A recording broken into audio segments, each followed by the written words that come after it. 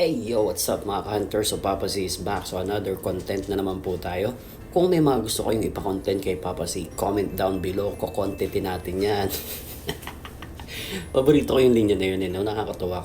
Contentin natin yan. So, contenta na. Ang haba ng hairline ko. Ang baba na. Hindi, mababa lang siguro yung kilay ko. No? Ayan, okay na. Kaya ako nakasombrero lagi. No? Hindi sa kilay yan. Magpapa-adjust na lang tayo ng kilay. Charis. Alright, so ano ba yung topic natin ngayon? So, isa sa mga natutunan ko guys through internet is delayed gratification. So, ano ba yung delayed gratification?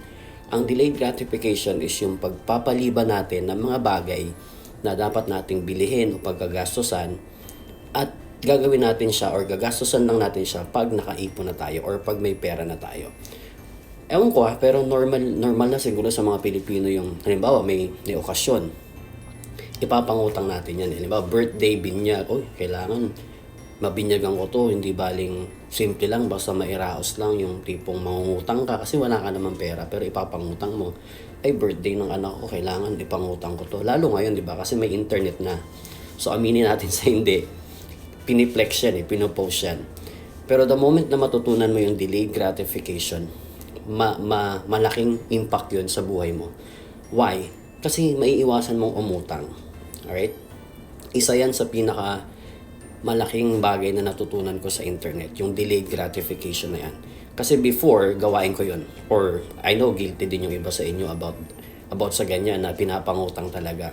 So, para sa atin kasi parang nakakalungkot na hindi natin ma-celebrate sa mismong araw.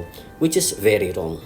Kasi sa totoong laban ng buhay, yan yung magbabaon sa'yo, yun yung magpapahirap sa'yo, yung ganyang bad habit na yan.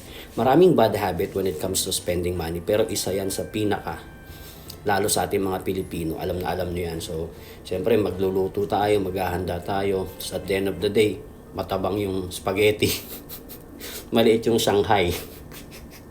Yan yung mga di ba?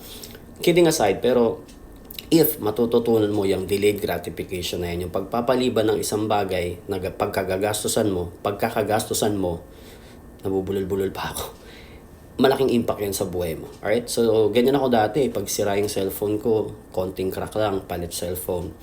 May nakita akong bagong iPhone, magpapalit ka ng iPhone. Pero ngayon, hanggat hindi nababasag, hanggat gumagana, pag ginagamit ko pa rin.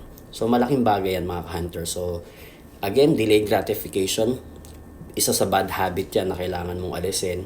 Pwede naman yan, pag meron ka na, pwede namang ipagpaliban yan. Ang birthday naman, taon-taon yan Ang binyag naman, regardless kung gaano kalaki, kasi kung gaano nakalaki yung bata. Kasi ang importante yan is yung mabinyagan. So maging part siya ng religion nyo. Ganun lang naman kasimple yun. Alright? So mag-iisip ako ng ibang topic na makakatulong sa inyo. Pero isa yan sa mga nakatulong sa akin. Again, hindi po mayaman si Papa Z. Disclosure lang. Pero masasabi ko na nakaka-LL na tayo. Nakakaluwag-luwag na tayo. Marami na tayong nagagawa. Because of those things na natutunan ko through internet. Mag-search lang kayo na mag-search. Marami kayong matutunan. That's all.